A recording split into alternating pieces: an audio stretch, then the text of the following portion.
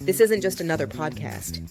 It's a movement, a global wave of women from Nairobi to Nashville, Seoul to Sao Paulo, stepping out of the shadows and into the spotlight. Women who are ready to be seen, to be heard, to be unmuted.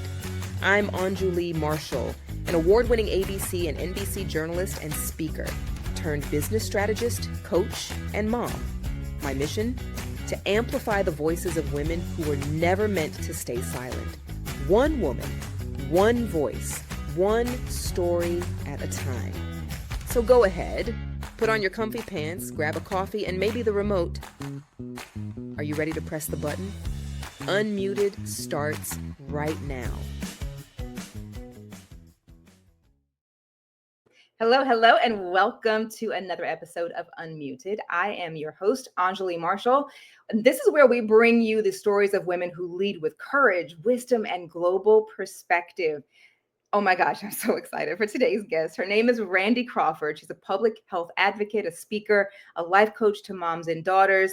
She's like this all-around powerhouse, and I cannot wait for you to meet her. She's fully committed to rewriting the story of healing, hope, and new beginnings for women and families. And Randi's work is rooted in lived experience and resilience and the belief that we are never too far gone for a fresh start. Amen to that. And with that, Randi, welcome. I'm so happy you're here. Thank you so much for having me. I love it. Oh my gosh. I don't know who could possibly be happier, like me or who are already familiar with you. I'm so excited that you're here because I know your voice. I know your voice, and I know that there are women out there who don't know your voice, and you don't know me. We've never met before, but I know you. I know your voice, and I've seen your YouTube, your Instagram videos and things like that. And I'm so incredibly honored that you're here. And so let's start this discussion. For people at home who don't know a lot about you, tell us a little bit about who Randi is and how she came to where she is right now. Okay, let's go. And you know, I love those earrings. They're making me smile. Let's go. I can't help it. So in 1996, I actually co-founded a public healthcare company with my father for menopausal women and lived it, breathed it 24/7 for about 8 years. And at that time, I had 2 children. And when they were around 2 and 4, I want to say it was around 2004, 2005, I stepped away from that company. And I decided to become a stay-at-home mom, which I have way too much energy to just do that. So I loved it, but I kind of kept my hands in a lot of things. I, wrote for local papers. But what happened was 1 year of I'll be with my kids turns into 5, turns into 10 before you know it. I mean, you literally are like, what just happened? My daughter's looking at colleges. My son is in middle school, and they're both independent and pulling away from me. And here's a statement that rocked my world. My husband said to me, why don't you just go out, and get a job and do something fun? Now, I don't know about you, but when you're deep in the trenches of being a mom for that many years and you're volunteering and you're just going through the days, going through the motions, fun is a very hard word to define. Like what's fun? So I really racked my brains on this, if I'm going to be honest. And I was like, you know what I love? I love happy hours before we go to games. So I'm going to try my hand at bartending. I knew you didn't even know I was going there. So I don't tell anybody. I go get my little bartending license. I loved it. I know. I was like, I literally graduated that class with like the fastest times making drinks. I come home one day, I tell my husband, Mike, I got my license. I'm going to be a bartender. And he's like, are you kidding me? Like, you said do something fun, and I love making fun. True story, right? So I start hitting the pavement, and in my vision, I'm like going to work, during the day at a lunch shift, making nice cocktails for women.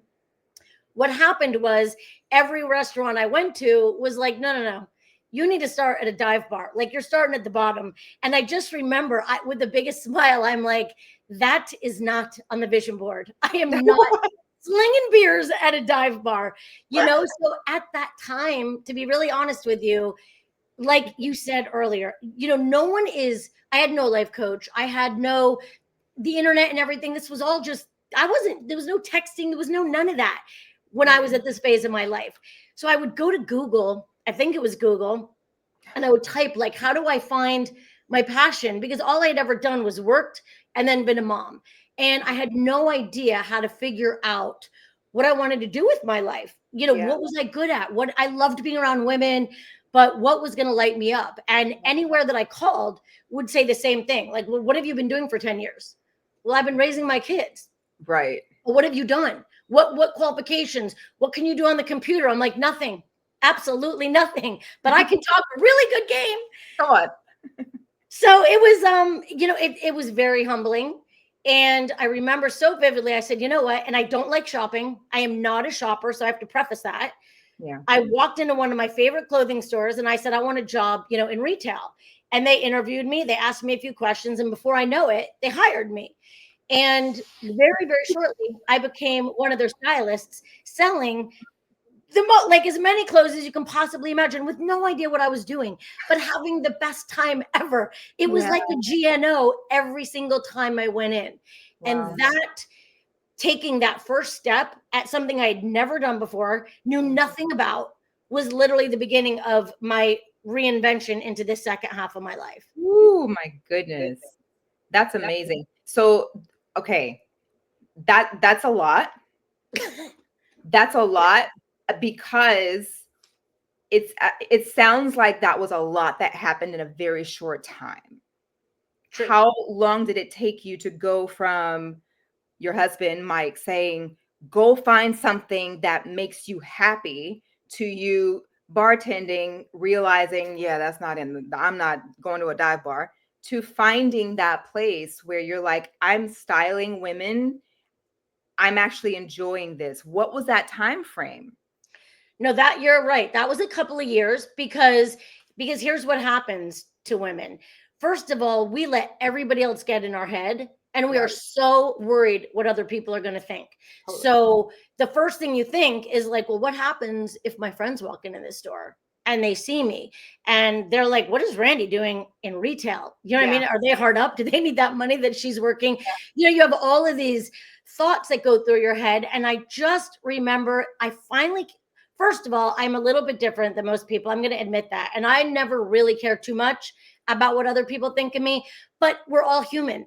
And we all do have that side of us that says, like, am I crazy? I know nothing about retail and I'm going to just march in there. And then I know I'm going to see a lot of my friends because they all shop at this store. Yeah. And the craziest thing happened. And I just told this campfire story when I was at a training the other day. I left like one of my first shifts and you're all on these little walkie-talkies. And like, as I'm leaving, the manager is thanking me. They're like, Randi, thank you so much for your energy today. Thank you so much for your time and making the customer so happy. And you make everyone so, and all I ever get from my home life is like, don't you have an inside voice? Or people will ask my kids, like, is your mom always like this? Does she have 10 cups of coffee? And like, it's just who I am. Yeah. And to have somebody thanking me for it and paying me for it at that time, I was like, amen. I freaking loved it and did not look back. Wow. Yeah. So it was the praise you received from other people.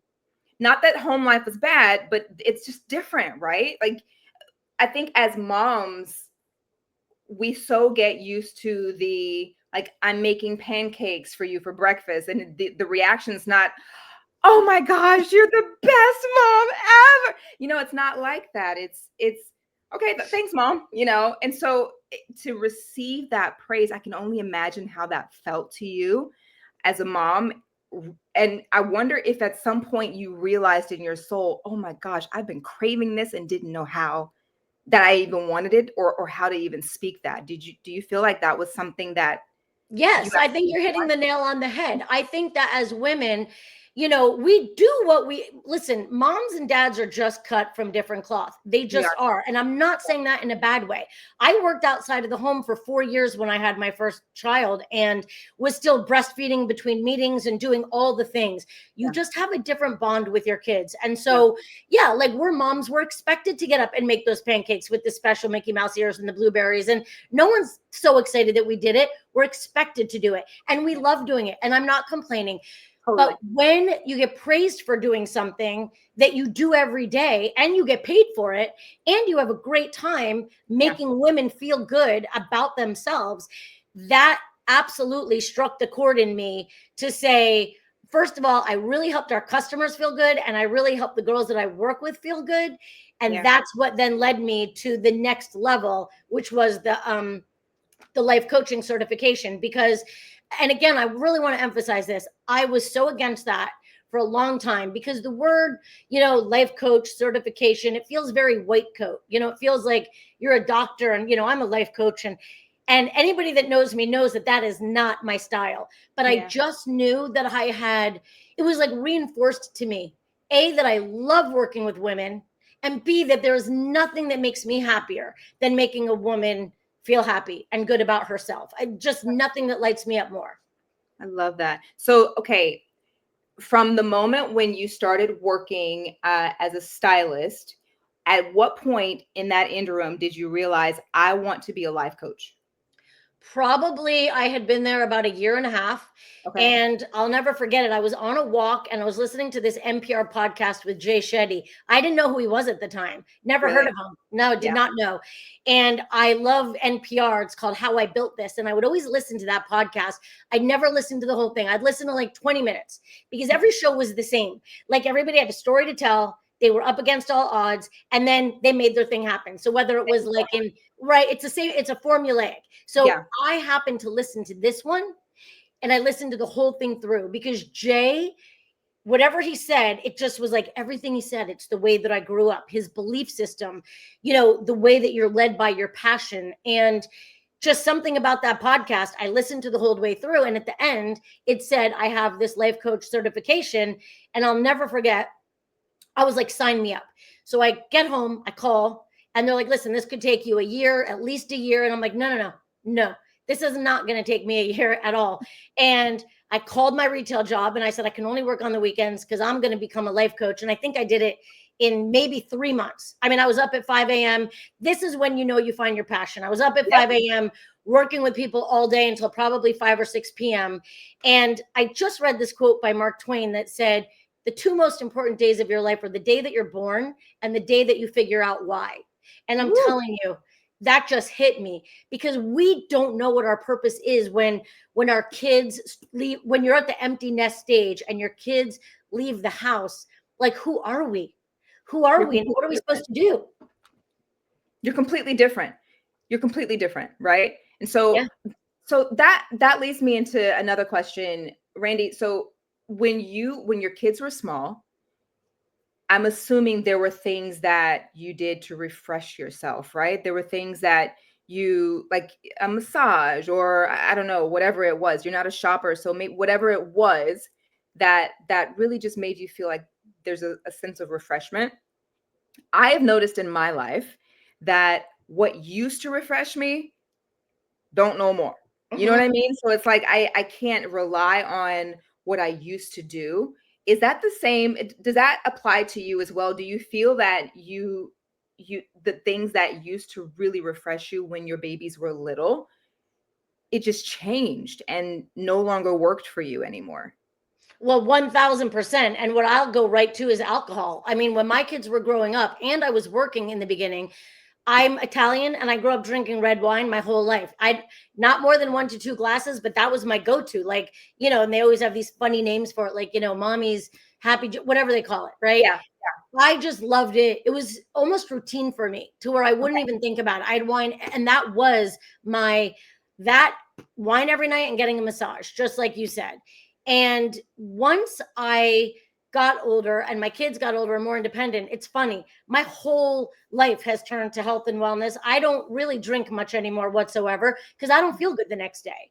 And so that, I've kind of been robbed of. And while I love a massage once in a while, truthfully, just like you said, I feel good when I feel good about myself and when I help other people feel good. So I play a lot of pickleball right now. As everyone knows, I'm even wearing my little necklace. That is for me, like, It's like you're with friends, you're outside, you're laughing. That feels good to me. Knowing that my kids are happy, knowing that I'm helping clients when I get off the phone. Like those are the things when you get older and you start to realize your purpose and you know that your purpose is helping other people feel good. Like it's like everything is lined up for you. It's not about like, oh, I have to go shopping and get my nails done. And it's no longer a full day about me. That I really don't care about anymore. That's so good. Those are empty things, I think, at some point. It becomes empty. And you start to find the things that actually do fulfill you don't look the way you thought they might look. Yeah, 100%. Yeah. Randi, what was it? Let's go back to public health. You and your dad started a company that helped menopausal women. What did that look like? What led you to that? Because you weren't menopausal at that, No, I was young. So why would you go there? That's funny. What's interesting is my father had been in healthcare his whole life. He started a whole area in education for doctors before that was a thing. And he wasn't doing anything at the time, but there was a lot of women friends that he knew that were going through menopause and really realized that everyone was being treated with a one size fits all approach. And meaning at the time there was this one medicine. It's kind of funny. It was called Premarin, which stands for pregnant mare's urine. And women were basically told either you're crazy, depressed, or I'm going to put you on the Premarin. So it's either like you're going to get, the Valium or the Premarin. And so before we even founded the company, we went out and did research with women across the country, which was incredible, and found out like what, we had these big rooms with all these women, which was so electric. No matter where they were, how educated they were, what part of the world they were from, they all had the same story. Like my doctor gives me no time. They have no answers. They don't know anything. And I'm not crazy. And so the company was really started from what we learned from women, which was it does not a one size fits all approach. And so it turned into a pharmaceutical company with an educational side and a self-care side. I ran the educational side and the self-care side. And what's really crazy to bring it back full circle to what you said, I now am a menopausal woman. I will never forget going in to see my OBGYN about 4 years ago. I'll never forget this. And I was very excited. I was like, I'm in menopause. Like, what's new? What do you got for me? Because I know everything you needed to know 20 years ago, but where are we today? And I am telling you, we're barely anywhere. Like they've made almost no improvements whatsoever. What? No, for real. It's insane. So the doctor was like learning from me at this appointment. And I'm like, are you kidding me? So I'm still going to be on the pill and the patch. And like, what are we doing here? Women. So now the good news is you have people like, Dr. Claire Haver and all these people that have come out on TikTok, and they're these menopause doctors that are really helping women. This was not around when we were doing this. Back in 1996, it wasn't a thing. You didn't talk about it. No one wanted to talk about it. So again, it just goes back to being around women and helping women. That has always it's just been at the top of my list of things that I love. I love that. Randi, was there ever a moment when you either in your career or just in life felt like you hit rock bottom? Yeah, absolutely. Are you kidding me? I mean, you feel very lonely. It gets very lonely when you're in that place where your kids have left for college. So here's kind of what happens. I'm going to give this to you to look forward to. When your kids leave. So right now you're in all these scheduled activities, and now through high school, whether they're excel at sports or whatever they do, dance, theater, it doesn't matter. Your life is very scheduled from now until then. And then they leave. And all these people that you've really been forced to hang your hat with for all these years, you now decide, like, do we really have that much in common? Are we friends? Are we not friends? And you have to put yourself out there because all of a sudden you don't have these scheduled activities. And, you might sit around and wait for the phone to ring. Again, you're looking for a job and people think that raising your kids is not a job. So you feel like you just kind of feel like a loser. And, you think like, do I make stuff up? And then you're like, I can't make stuff up. I don't even barely know how to get through an Excel sheet. You have to stay on top of so much. And I really realized in this whole journey that the best thing you can do, literally, is to just be yourself, because we are in a world of pretenders and performative people, and it's nauseating and it's not real. So you have to be true to yourself and you have to be true to your family. Wow. I was looking at one of your posts and you had mentioned, I love that you are such an advocate for families, and specifically for moms and how they interact with their children and the decisions they make around their children, right? And so I love the story that you told about your son, who's now in college, called you at like 8:30 in the morning, and you were like, your brain went from this over here, nothing, to like way over there, and you're like, why is he calling me so early in the morning? Yeah. How do you, as you make that transition to, I guess they call it what, an empty nester at that point, as you make that transition to an empty nester, do you change the way you parent as well? Or is it like, how do you navigate that? Yeah, you do. You absolutely do. I believe that every stage of parenting is a little bit different, you know. And again, with kids, it's not a one size fits all. I would probably even admit that my son and my daughter, I parent a little bit differently. They would absolutely agree to that. But you know, as our kids, I'm really an advocate for helping parents, because I think we need to make a huge change in the way we parent right now. I mean, bubble wrapping our kids right now is not helping them with the bounce back. It really is the worst thing that we can do. So at a really early age, as young as they can, you start to let them make decisions about what they want to eat, maybe what they want to wear, nothing too crazy. And as they get older, you make it age appropriate. So yeah, when they are now old enough that you're an empty nester and they're young adults, you are there, you are by their side, you support them.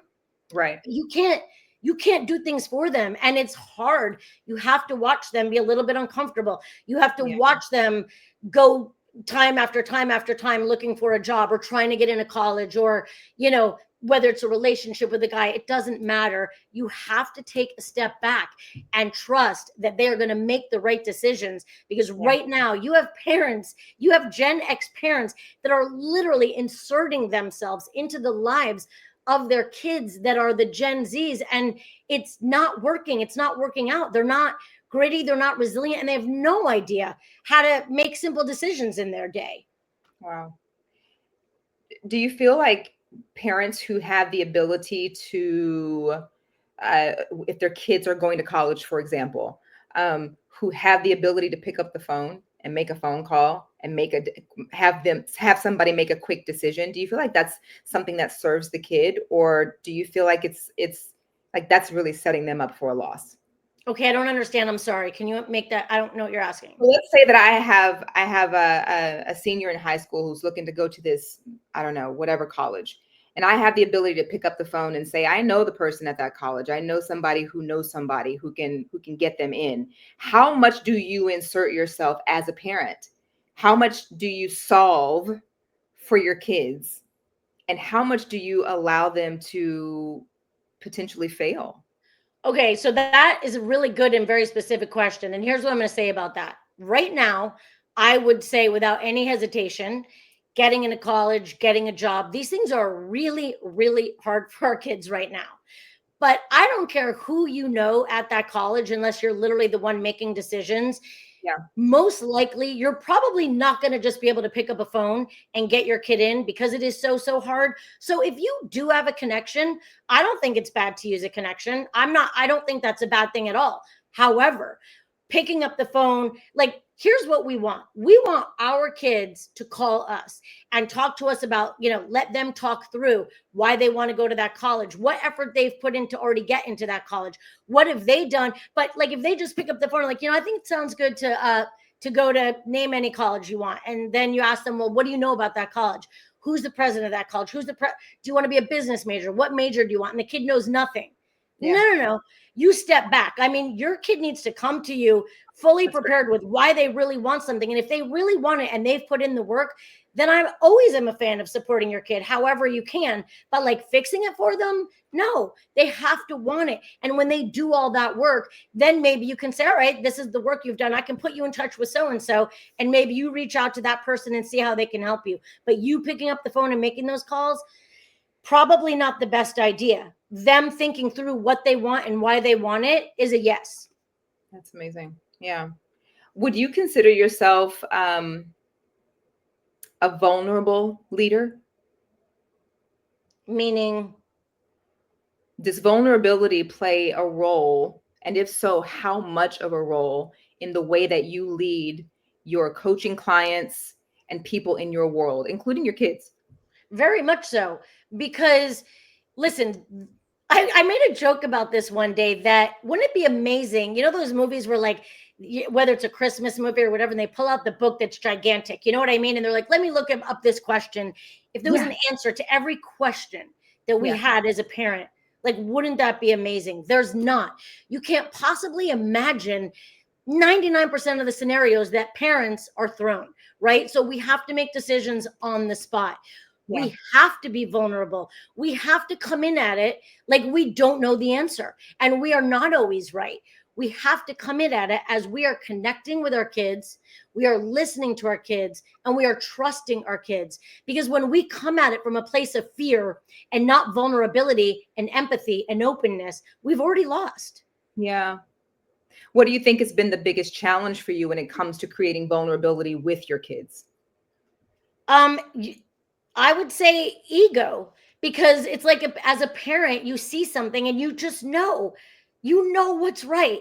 And you're like, yeah, if I just did it, it would be faster and it would get done and it would get done right. And you'd get into the school you want. And so it's being able to let that go, because our kids are not an extension of us. Our kids are their own person. And it is very hard to watch your kid be uncomfortable. It's probably the hardest thing we will do as a parent, is to watch your kid in pain. All day long, I bet 10 out of 10 parents would say, chop my left arm off, like take my arm, don't put my kid in any pain. And so, listen, when I first started coaching clients, I am not lying to you, I would bite the inside of my cheek so hard I would bleed, because they would be crying on the other side of the Zoom. And I just wanted to fix it for them. Do you know what I mean? And you can't fix it for anybody, but you can ask them questions and get them to figure out the answers and get them to start to build their confidence and get them to understand like what gifts they bring to the table. But parents have to start trusting their kids and allowing them to sit in discomfort. Let's talk about your position as a life coach, because you just said something, wow, that was just really impactful. So you have clients, obviously, who they're going through life, right? And you know that if you just do this, you're going to be good. Yes. But you can't solve that problem for them. So how long of a process does that realistically look like? Like, how long do you have clients for? And how long does it take them to really overcome some of these major challenges? Okay, so I love that question, because it really, really varies. When I work with girls, I generally work with college girls, some high school, and then the moms. But when it's the college age girls, I would say in the beginning, it's a couple month period, because a lot of them have lost so much confidence over social media and just navigating loneliness and body image issues and boyfriends. But all these issues are issues, right? They're all a piece of the pie. The pie is the confidence. And how do they have the confidence in themselves to make the decisions going forward, that they're not being left out and everything else. And so that does not happen overnight. On the other hand, I never want to say to someone like, we're going to be working together for years. And that's not the way it works. Yeah. After a couple of months have gone by and we've just done a lot of work and a lot of like talking it out and writing it out and journaling it out. And we text each other in between sessions. I mean, I could be on the pickleball court, literally talking into my watch. I'll always take a call from a client. And then after that, what happens is once they really start to be able to like take much more of a macro look, right? So they're no longer micro focused on an issue, but they can step back because now they feel better about themselves. Yeah. And then what we do is then they'll sign up for like a month, and we'll either talk twice a week for 2 weeks, or, once a week for a month. But then it just kind of becomes like an ongoing, when you need me, use me. But I am not here to say like, oh, you're going to need a life coach for life, because it's not like that. It's situational. But first, you got to get all these pearls, you know what I mean? And have them all so that you know what you can draw on. And that takes a little bit of time. Yeah. Take me through obviously no names or anything, but take me through maybe your toughest client, and why would you say that they were the toughest for you? Probably I would immediately go to a high school girl who was just phenomenal in every way, athlete. And like I just wanted to just hug her every single time we spoke. And it was hard because, like you said, I'm not here to give you advice. So I'm here to listen. And I mean, if she specifically asked me my opinion on things, of course I'm going to give it to her, right? But it was hard for me because she felt her mom was such an amazing person. So I would also, speak to her mom. But the two of them had such vastly different stories about the narrative was very different. Like the mom's point of view was one way, and the daughter's was basically just like, she hates me. And that wasn't it at all. And it was heartbreaking for me because I'm like, that's when I really realized I need to work with both the moms and the daughters because communication is everything. That's and so true. that was really, really hard for me. I mean, probably you said my toughest, and that's when I was still drinking a lot of wine. And I was like, I need to have a glass of wine after those calls. And then I stopped doing that. But, a lot of times a mom will call me to say, will you work with my daughter? And so she'll lay out a situation and then I get on with the daughter and she tells me about a completely different situation, but it's usually kind of funny. It's not, really, really serious like this first one was. Because they're in high school, their brains aren't fully formed. And their perception is very different than their mom's. Their mom wouldn't have called me if the mom hated them, right? So that we worked through it though. I mean, because like I said, I fully stay in touch with my clients and they text me and I'll have them text me funny little emojis, like, okay, let's go do this. This is your homework. Now you're going to text me these emojis so that we're laughing, but because I want everybody to end on a positive, but it's not always, like, wine and roses and there's sadness and stuff like that, but it all works itself out. But things like that take time. For women who are listening and maybe even their daughters with them who may feel like, I just feel really stuck right now. And I'm not quite sure how to get past this. I'm not even sure how to define this. What's your message to them? I would tell you, not pushing me at all. I would say there is no better way to process things. To me, there are two ways to process. You either write it down, which I don't like doing. Okay, I don't want to sit there in long form, or you talk it out with someone. So everybody needs somebody that will listen to them, that is non-judgmental. See, the problem that daughters and sons have with their parent is that when our kids come to us with a problem, we aren't just listening to listen. We're listening to fix. That's just what we do as moms. So we start to hear the problem, and before we even know the whole problem, we're working it out for them. They need somebody, a mentor in their life, whether it's a life coach, whether it's an aunt, whether it's a friend, therapist, whatever it is, somebody that will listen to them with no judgment about the outcome of that call. Yeah. Because that's talking it out helps you get unstuck. Sometimes I literally do almost no talking. And by the end of the call, they're like, wow, like I feel so good right now. Just because they were able to kind of like unstick that, like that pathway. They were just say on the 5 and they got to go off on the 805. It's very, very helpful way to do it. I really believe personally that having a coach of some sort, your cheerleader, someone that's going to make it fun for you.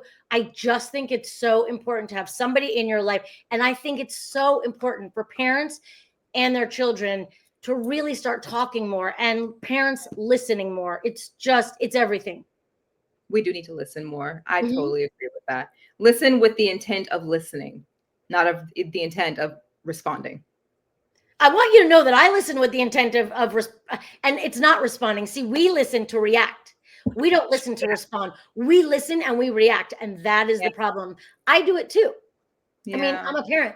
That is what we do. That is why it is so much better when they have somebody that fully, it's not that I don't care about the outcome, but I'm not judging the outcome because I'm just looking at you as a person and you're coming to me saying X, Y, and Z. Does that make sense?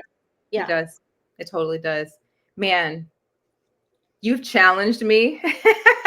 And I'm definitely going to make sure that I'm listening and not trying to just react when the kids say something to me. So thank you for that personal challenge. I appreciate that. I'll take that. Cool. Man, Randi, you're amazing. This was fun. So excited. Thank you so much for just being open and for showing us that hope and healing are always possible. It's really always cool. possible. It's so cool too that you have just moved. I feel like you've just moved with grace from it's like transitioning from this season of life to this season of life to this season, and you just kind of take it and you just do it. I mean, I'm a Gen Xer. Do you know what I mean? We don't really know any other way. Like Yeah. we are very gritty. It's like, this isn't working, I'm going to try that. It's called pivot. I'm the queen of the pivot. I'll do what I have to do. Do you know what I mean? I get it. I totally understand it, and I'm right there with you. Okay, so listen. I told you we're gonna do something really fun, right? God, fine. Okay, here we go. I call this hot mic. Okay. And so essentially it's 15 rapid fire, random, however, strategic questions. Oh, God. And the only rule here, Randi, is don't think about it. Just spit it out. Whatever comes to mind first, that's what you tell me.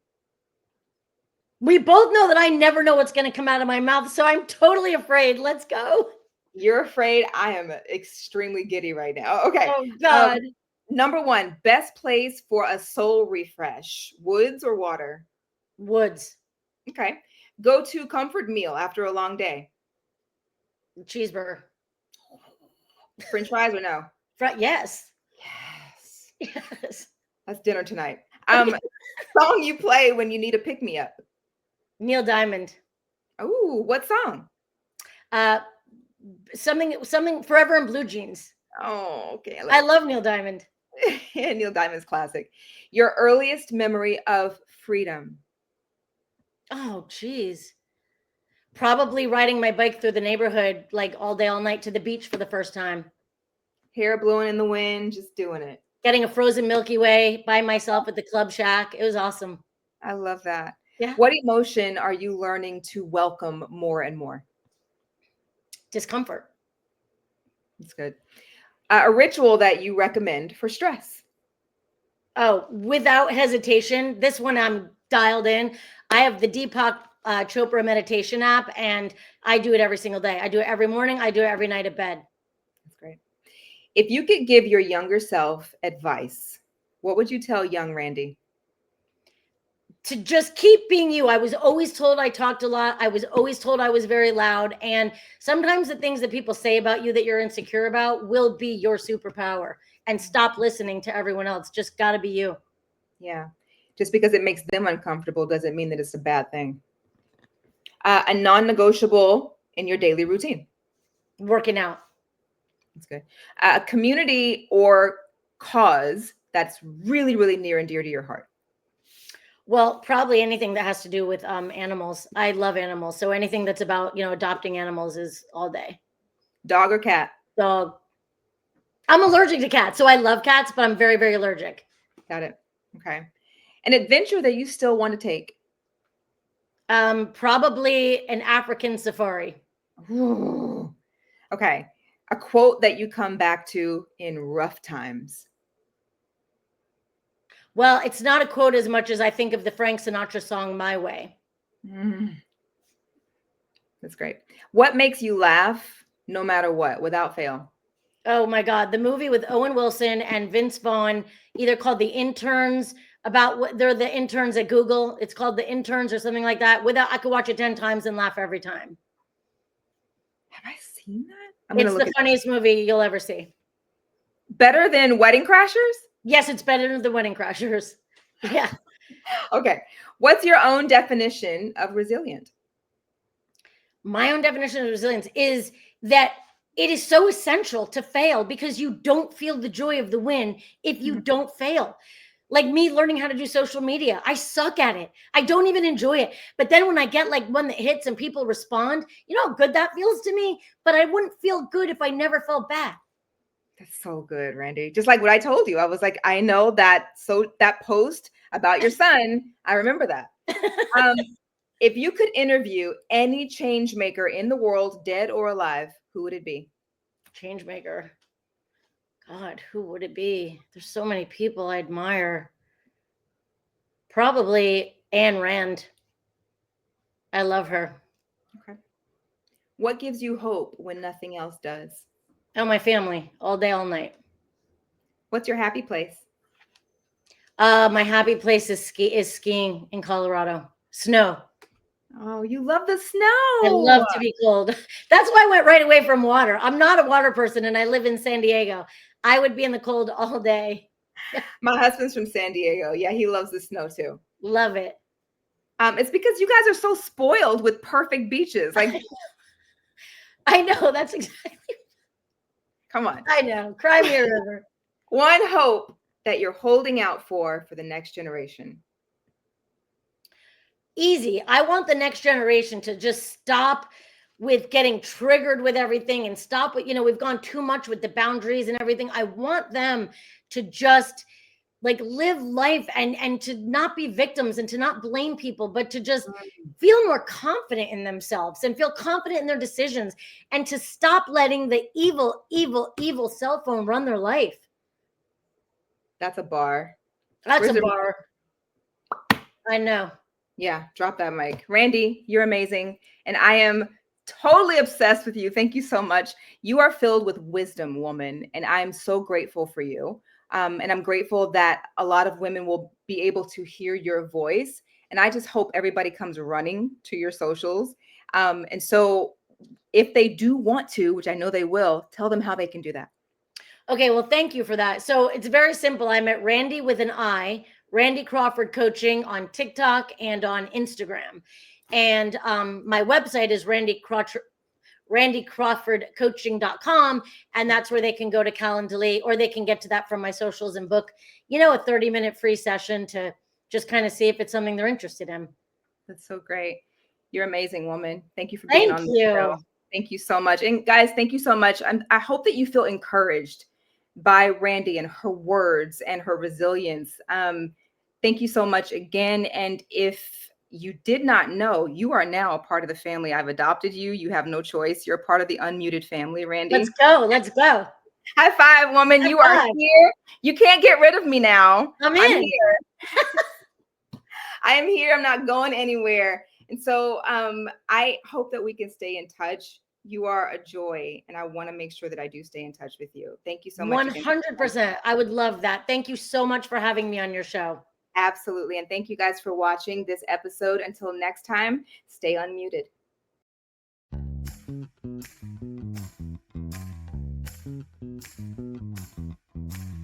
What you just heard wasn't just a story.